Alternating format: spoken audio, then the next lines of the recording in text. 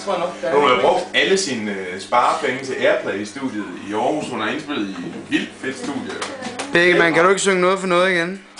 Noget for noget, ikke give man tegn. Noget for noget, er det du vil have. Noget for noget, ikke give man tegn.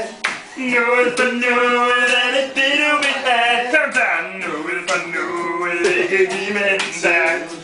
Noget for noget, er det du vil have. Noget for noget, ikke give man tegn. Noget for noget, for noget. Så skal lige en tone op der. Så lader vi lige komme ind. Så bare lige en tone op, hvis man lige kommer ind. Ja. Men Bæk, jeg tænker på, kan du ikke fremover til den med sådan det sidste nummer, ikke nøjagtigt går på? Ja, jo. Noget.